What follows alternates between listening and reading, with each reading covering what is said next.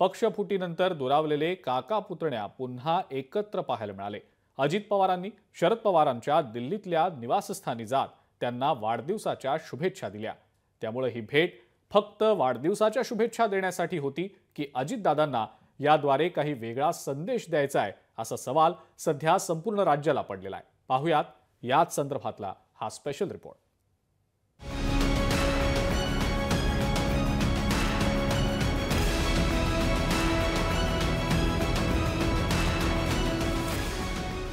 राष्ट्रवादी शरदचंद्र पवार पक्षाचे सर्वेसर्वा, देशाचे ज्येष्ठ नेते, माजी केंद्रीय कृषी मंत्री, पद्मविभूषण शरद पवार यांचा आज वाढदिवस। शरद पवारांच्या 85व्या वाढदिवसानिमित्त राज्यभरातून त्यांच्यावर शुभेच्छांचा वर्षाव होतोय।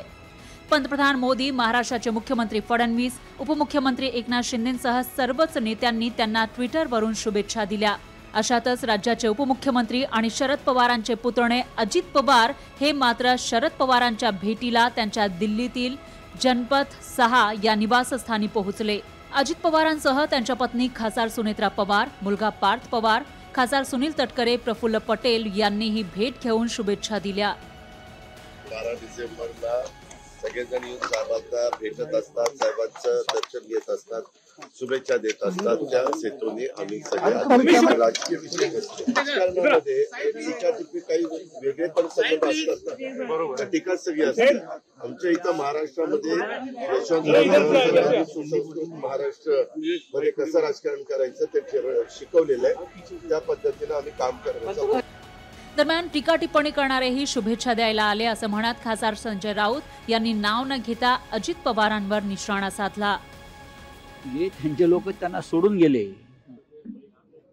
त्यांच्यावरती अत्यंत वाईट शब्दात टीका टिप्पणी केली, ते शुभेच्छा द्यायला आले असतील तर शुभेच्छा घेतील ते।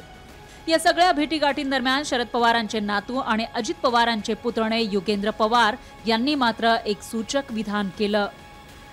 पहिल्यांदा असं झालं की पाडवा आणि इलेक्शन हे एकाच वेळेला आलं आणि त्याच्यामुळे एखाद्या वेळेस ते त्यांना वेगळं करावं असं वाटलं, ते त्यांनी केलं असेल। म्हणजे थोडक्यात इलेक्शनचा दोष होता, पाडव्याचा दोष नाही, पाडवा जसा साजरा होणार आहे। पुढच्या वर्षी बघू। विधानसभा निवडणुकीची धामधूम सुरू असताना झालेला दिवाळी पाडवा वेगवेगळा साजरा करणारे काका पुतण्या वाढदिवसानिमित्त एकत्र दिसले।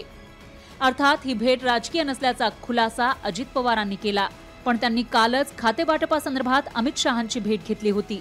त्यानंतर आज सकाळी शरद पवारांच्या निवासस्थानी जाऊन भेट घेतली आणि लगेचच संसदेमध्ये जाऊन शहांचीही पुन्हा भेट घेतली। त्यामुळे अजितदादा शरद पवारांचा एखादा मेसेज घेऊन तिकडे गेले की माझ्यासाठी सर्व दरवाजे उघडे असल्याचा मेसेज देण्याचा प्रयत्न करतायत, असा सवाल सामान्यांना पडलाय। ब्युरो रिपोर्ट, लोकशाही मराठी। लोकशाही मराठी ऐका, पहा, जागरूक रहा।